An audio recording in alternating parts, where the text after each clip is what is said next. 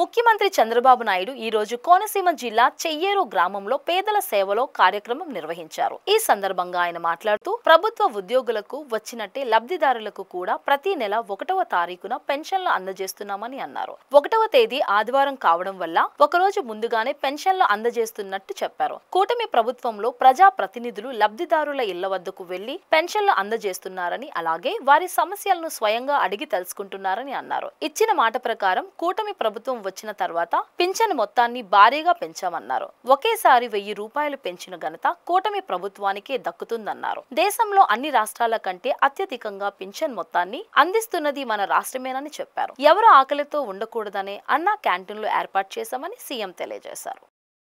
ఈరోజు 31వ తారీఖు మామూలుగా జరిగే పేదల సేవలో కార్యక్రమం ఒక రోజు ముందునే పెట్టుకున్నాం. నేను ఎప్పుడు కూడా ఒకటే ఆలోచించాను, ఈ ప్రభుత్వం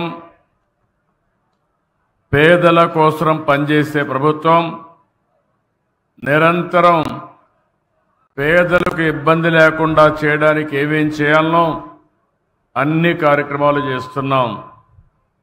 చరిత్రలో మొట్టమొదటిసారిగా మీరు చూస్తే ఇంత మునుపు ఉద్యోగస్తులకే జీతాలు వచ్చేటివి.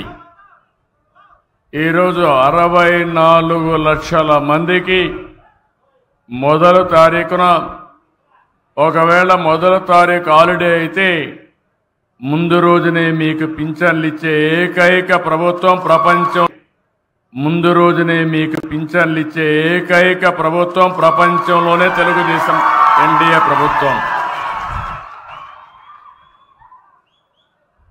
ఈ టైంలో మీరు చూసినప్పుడు 90% పెన్షన్లన్నీ కూడా డిస్ట్రిబ్యూషన్ అయిపోయినాయి. నేను టెక్నాలజీ పర్ఫెక్ట్గా ఉపయోగిస్తున్నా. ఎక్కడ కూడా ఒక వ్యక్తి, ఆ పెద్దమ్మ అయితే తెలుగుదేశం పార్టీ జెండా దిప్పించుకొని